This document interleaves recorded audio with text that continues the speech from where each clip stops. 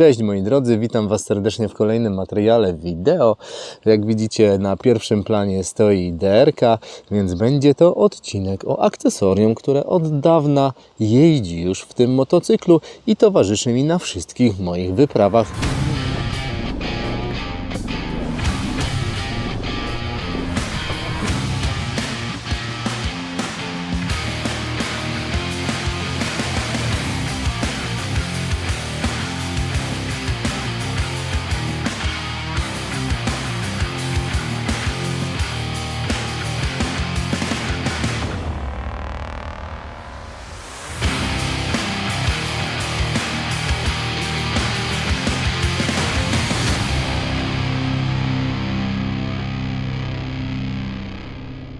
Dziś chciałbym poświęcić chwilę czasu na temat ekranu Aochi U6, który, można powiedzieć, potraktowałem tak troszeczkę po macoszemu, dlatego że pojawiły się inne ekrany z CarPlayem, z Android Auto, pojawił się CarPoRide 702 Plus z własnym systemem Android. No a przecież tego Aochi dostałem dużo wcześniej, założyłem go na motocykl.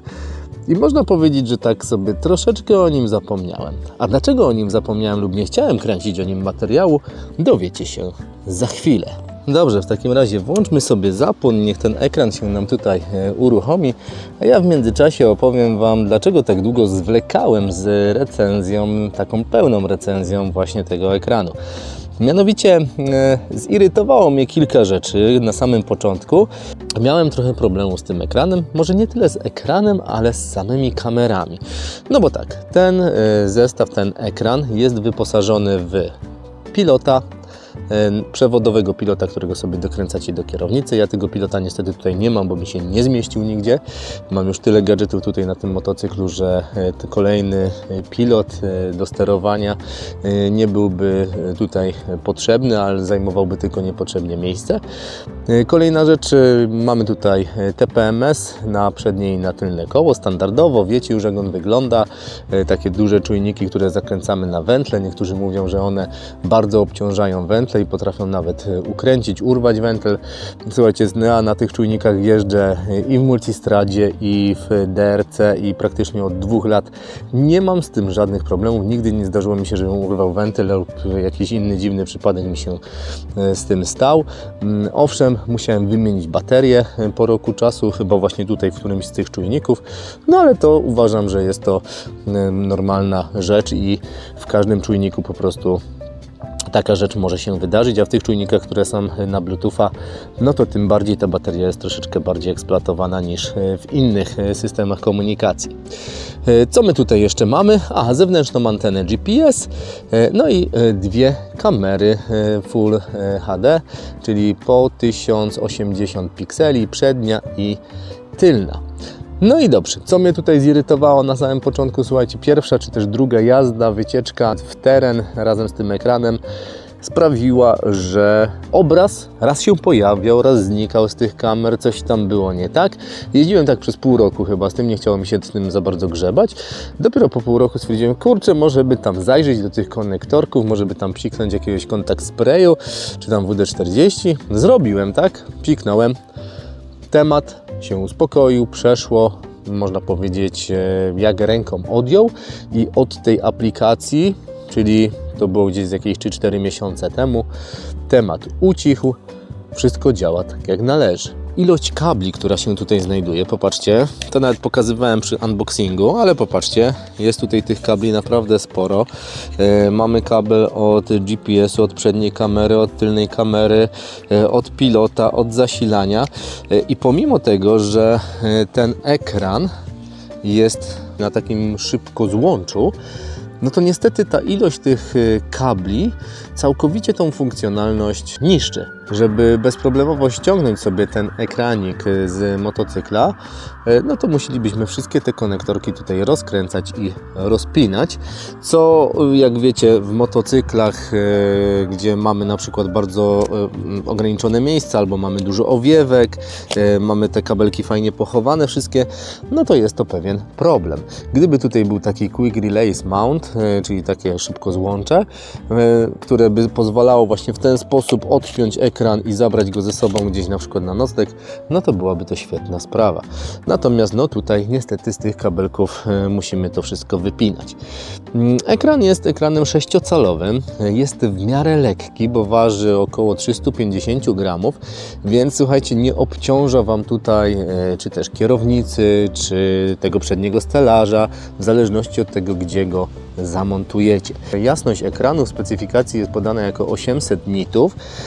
Nie jest to być może dużo na papierze, ale podczas mojej jazdy, a jeździłem w różnych warunkach, nie stwierdziłem, żeby to był jakiś problem.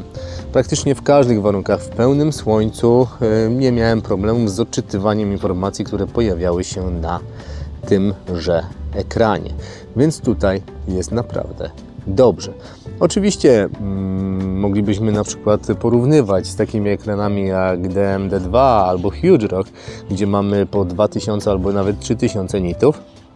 No ale jest to, można powiedzieć, budżetówka, więc nie spodziewajmy się nie wiadomo jakich fajerwerków.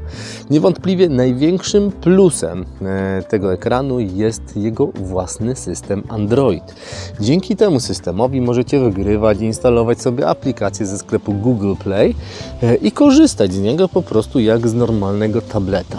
Tyle że ten oto ekran jest dużo, i to naprawdę dużo bardziej odporny od wszystkich tabletów, które są chyba na rynku. No, nie mówmy już o tych takich najdroższych, prawda? Ale jeżeli chodzi o takie cioranie w błocie, mycie pod myjką wysokociśnieniową, narażanie na wysokie temperatury rzędu 40 stopni, na przykład jak były te upały 50, jak motocykl stał do słońca 60 nawet, na niskie temperatury, minus 20 na przykład. Byłem na zlocie zimowym, przecież motocykl stał na zewnątrz przez całą noc i z tym ekranem nic się nie działo. Rano podszedłem, włączyłem stacyjkę, ekran się uruchomił, oskrobałem tylko szron z wyświetlacza i wszystko zaczęło działać tak jak trzeba. Owszem, może nie jest to najszybszy ekran z systemem Android 14, bo ma tylko 4 GB RAMu, ma 64 GB wbudowanej pamięci ROM, którą można rozszerzyć wpinając kartę SD do aż 256 GB. No takie parametry średnie bym powiedział, ale do tego, do czego on jest stworzony, super to działa. Kolejna rzecz, która jest mega fajna, to jest zewnętrzna antena GPS. No, może fajniej by było, gdyby ona była już z ekranem, żeby nie trzeba było tego kabla dodatkowego gdzieś tam ciągnąć, ale myślę, że dzięki temu, że jest to antena zewnętrzna, jesteśmy w stanie ją umiejscowić w jakimś odpowiednim miejscu, żeby ten dostęp do satelit był lepszy i działa to spoko. 10 Hz odświeżanie, nawigowanie odbywa się płynnie, bez jakichś większych błędów, czy to na Osmandzie, czy na DMD2, więc jest ok. Nawet ostatnio byliśmy na fajnej wycieczce, mianowicie razem z Marcinem, z motocyklem NET. To jest takie biuro podróży spod Krakowa. Pozdrawiam Marcina i Janusza Lekkiego Terenu też przy okazji. Akurat na tej wycieczce go nie było, czyli Ponidzi, ziemia sandomierska. No i właśnie chłopaki zrobili sobie swoją aplikację, która nawiguje po trasach, która pokazuje, gdzie w danym momencie dany uczestnik wycieczki się znajduje. Można tam kliknąć SOS, można powiadomienie o tym, że brakuje nam paliwa kliknąć. Także bardzo ciekawe rzeczy. No i gdybyście nie mieli takiego ekranu z własnym systemem Android, tylko na przykład samego CarPlaya albo Android Auto, no to niestety tej aplikacji byście nie mogli wyświetlać na ekranie. Dlatego, że no, większość aplikacji niestety nie ma wsparcia na Android Auto, na CarPlaya, a jeśli już ma, no to ich funkcje są bardzo okrojone. Najlepszym przykładem jest Osmand, który na przykład w wersji na Androida, na system Android, tej pełnej wersji ma dużo więcej funkcji, natomiast w wersji na Android Auto te funkcje są obcięte. Dodatkowo, żeby z niego korzystać, trzeba wykupić subskrypcję, przynajmniej Maps Plus. Kamery jest to taki gadżet, zwłaszcza w motocyklu terenowym, dlatego że tylna kamera moment jest ubrudzona, ufajdana błotem, jakimś pyłem, piachem. Tak samo przednia, jeżeli jedzie ktoś przed Wami. Więc tutaj sensowność do offroadu zakładania kamer jest żadna. Natomiast jeśli jeździcie motocyklem drogowym, no to jak najbardziej te kamery mogą się sprawdzić jako taki wideorejestrator i w razie jakiejś draki jesteście w stanie na przykład podeprzeć się tymi nagraniami, zwłaszcza, że na nagraniach widać też Waszą lokalizację oraz prędkość, datę, godzinę itd. Więc no to jest takie dosyć fajne. Oczywiście macie tutaj też podgląd, jak wygląda obraz z tych kamer. Może Wam pokażę wideorejestrator. Popatrzcie, jak sobie naciśniecie, no to widać tutaj widok z tylnej kamery. Proszę bardzo, jaki mam tutaj porządeczek. Widać też widok z przedniej kamery, datę, godzinę, tak dalej. Tu u góry macie czas nagrywania, prędkość oraz lokalizację na GPS. Strzałeczką możemy sobie wrócić do głównego menu. Teraz tak, tu mamy wejście od razu w Google i teraz jeden warunek, to będzie działać tylko i wyłącznie pod warunkiem, że udostępnicie sobie internet z telefonu, ewentualnie będzie to działać, jeżeli macie zainstalowane, ściągnięte mapy offline'owe. Tak? Widzicie? Ale popatrzcie, ruszam tutaj paluchem, działa to naprawdę bardzo fajnie, płynnie, więc tutaj wszystkie te funkcjonalności są zachowane. CarLink, czyli możemy sobie CarPlay albo Android Auto podłączyć i powiem Wam szczerze, że to też działa, ale jeżeli macie już ekran z własnym Androidem, no to ja nie widzę najmniejszego sensu, żeby korzystać z tych dwóch aplikacji. Ewentualnie, jeżeli chcecie, zależy Wam na tym, żeby obsługiwać telefon, połączenia przychodzące i tak dalej, wszystko to, co dzieje się na telefonie, no to wtedy oczywiście Android Auto czy CarPlay jak najbardziej jest dla Was. Ale największą zaletą tego ekranu, jak dla mnie, jest to, że ma własny system Android, własną antenę GPS i może działać jako niezależne urządzenie od Waszego telefonu. Mamy też czujniki TPMS standardowo. 1 bar, 0,8 bara, przód, tył. Możemy sobie tutaj też podawać ciśnienia, przy jakich ten ekran ma nas informować, że zostało obniżone za bardzo lub wzrosło za bardzo, po to, żeby nas poinformował, że coś jest nie tak. Jak widzicie, wsparcie dla pojazdów dwukołowych, trójkołowych oraz czterokołowych. Cyk. No i cały zestaw aplikacji, moi drodzy. No i tak, między innymi możemy sobie Gmaila, Spotify'a oczywiście, Whatsappa, ale najważniejsze dla nas, no to jest na pewno Osmand, który na przykład będzie nas prowadził gdzieś tam po trackach, które sobie ściągniemy gdzieś z internetu. O, nawet złapałem internet teraz. Widzicie, popatrzcie, więc wszystko nam tutaj pięknie działa. Już nie pamiętam, czy mam tutaj jakieś mapy offline'owe wgrane, ale no, działa to tak jak powinno, więc tutaj nie mam najmniejszych zastrzeżeń. Oczywiście Osmand jest na tyle skomplikowaną aplikacją, że no, wymagałaby ona nagrania kilku oddzielnych odcinków, jak z niej korzystać. Kolejna rzecz, która nas na pewno interesuje, jeśli jeździcie po drogach motocyklem drogowym, no to jest Janosik. I teraz popatrzcie, najfajniejsza rzecz w tym wszystkim jest taka, że jak uruchomicie tego Janosika, nadacie mu odpowiednie uprawnienia, to zacznie się Wam pojawiać taka pływająca ikonka na ekranie, nieważne na jakiej aplikacji będziecie. On się nam tutaj teraz uruchomi. Popatrzcie, ta pływająca ikonka już się nam pojawiła, czyli w tym momencie, słuchajcie, jak przełączę się na przykład na jakąś inną aplikację, dajmy na to, nie wiem, przełączę się na Osmanda, no to popatrzcie, tutaj mogę sobie tą pływającą ikonkę z Janosikiem przesunąć i też mam od razu powiadomienia o tym, co dzieje się na trasie. Tak więc to jest naprawdę bardzo fajna rzecz. Czego mi tutaj brakuje? Brakuje mi tutaj jakiegoś zewnętrznego włącznika, wyłącznika. Oczywiście można wyłączyć ten ekran z poziomu aplikacji, z tego co pamiętam, chyba tutaj się gdzieś wchodziło. Opuszczało się tu i tak, tutaj można na przykład wyłączyć ten ekran. No tak, ale żeby go włączyć, no to niestety muszę wyłączyć stacyjkę i włączyć stacyjkę. O, i już jest.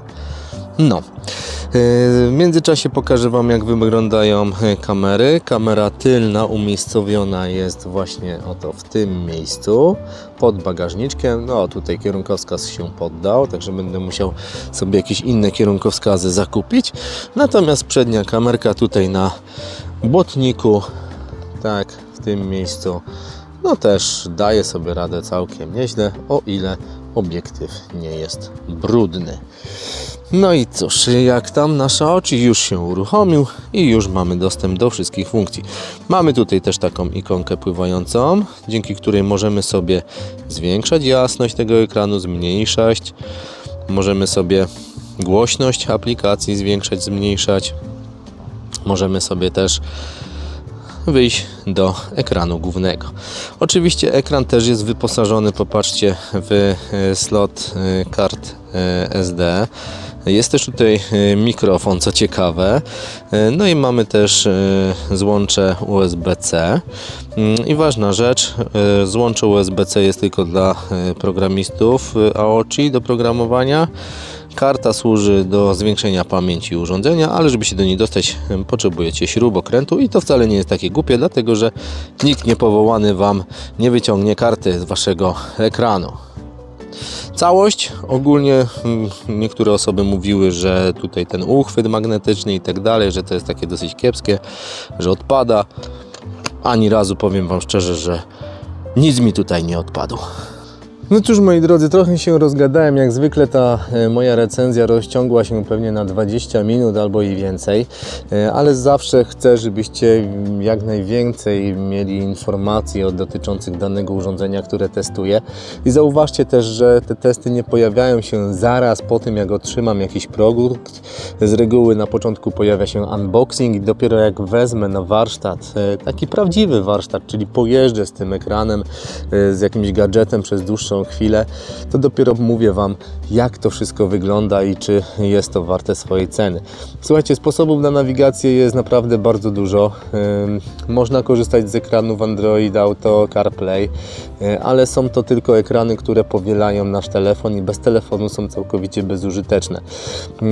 To urządzenie oczywiście nie jest samo w sobie urządzeniem nawigacyjnym, ono ma dużo więcej funkcji, ale też niektórzy, można powiedzieć, że będą dyskwalifikować to urządzenie jako urządzenie nawigacyjne, dlatego że jest to po prostu tablet z systemem Android i na przykład jeżeli idziecie gdzieś na jakąś dalszą wyprawę, gdzieś nie wiem, do Pamiru, czy nie wiem, w Himalaje, czy gdzieś tam i potrzebujecie naprawdę jakiegoś nie wiadomo jakiego konkretnego sprzętu, no to oczywiście, że szedł mu na przykład, nie wiem, w jakiegoś Garmina, czy coś takiego, prawda?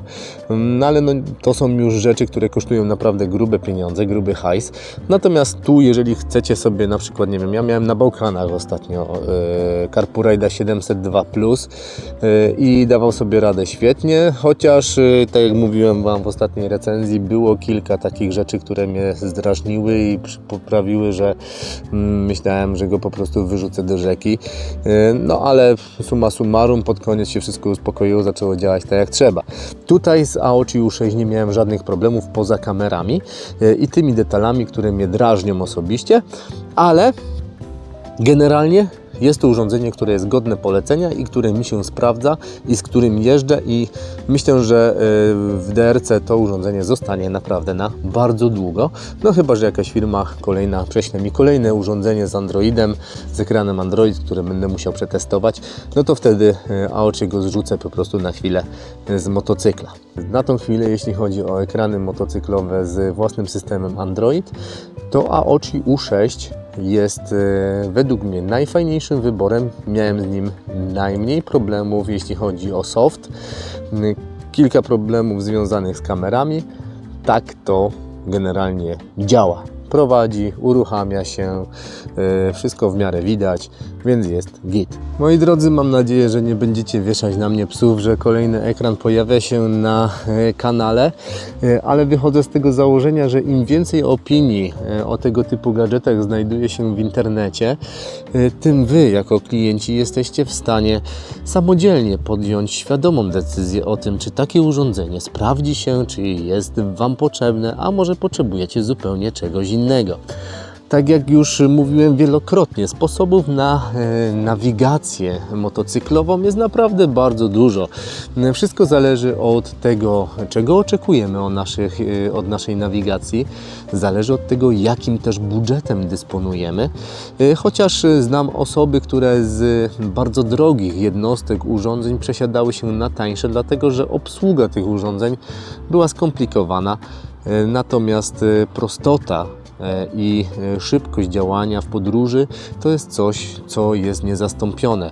Kiedy jesteśmy w podróży, mamy przeznaczyć czas na to, żeby czerpać przyjemność z jazdy, żeby czerpać przyjemność z tych pięknych widoków, które rozpościerają się przed nami, czerpać radość właśnie z przebywania na motocyklu ze swoimi znajomymi, być może solo, w zależności od tego, jak lubicie. A najgorszą rzeczą jest to, jak któryś z gadżetów zaczyna się nagle psuć, robić Wam jakieś dziwne rzeczy i dajmy na to, zamiast cieszyć się tym miejscem, w którym jesteście, Wy się zastanawiacie, jak to działało, w jaki sposób przesłać sobie plik GPX-a, żeby mnie prowadził po jakiejś ścieżce, po trasie i tak dalej. A niekiedy zdarza się tak, że właśnie takie małe rzeczy, malutkie rzeczy potrafią zepsuć Wam wypad. Więc moi drodzy, ja szczerze mogę polecić to urządzenie, bo u mnie się sprawdza lepiej od innych i w tym momencie jest chyba moim faworytem, jeśli chodzi o software, o płynność działania i o to, że po prostu jest bezproblemowe. Po rozwiązaniu problemów z konektorkami kamer wszystko się uspokoiło, wszystko działa tak jak trzeba, więc nie mam do tego najmniejszych zastrzeżeń. Jeśli chodzi o te zastrzeżenia, o których już mówiłem, konstrukcyjne, no to na to nie mam najmniejszego wpływu, można się do nich przyzwyczaić. U mnie ten ekran jeździ cały czas w tym motocyklu, nie ściągam go, nic z nim nie kombinuję, więc do takich celów sprawdza mi się jak najbardziej. Moi drodzy, gdybyście byli zainteresowani zakupem tego ekranu lub chcecie sobie poczytać więcej na jego temat na oficjalnej stronie producenta, w prawym górnym rogu macie link, który przekieruje Was bezpośrednio do sklepu. I pamiętajcie, że z kodem DW22 macie minus 22% na wszystkie produkty Aoci. Moi drodzy, tyle na dziś. Mam nadzieję, że się podobało, że choć trochę Wam pomogłem w dokonaniu prawidłowego wyboru. No i cóż, widzimy się w następnych materiałach wideo, a będzie się działo, bo przed Wami będzie relacja z wyprawy razem z Marcinem, z motocyklem NET po Nidzie i ziemia sandomierska. Oj, będzie się działo, tak więc subskrybujcie, żeby nie przegapić kolejnego odcinka. Trzymajcie się, na razie. Hej!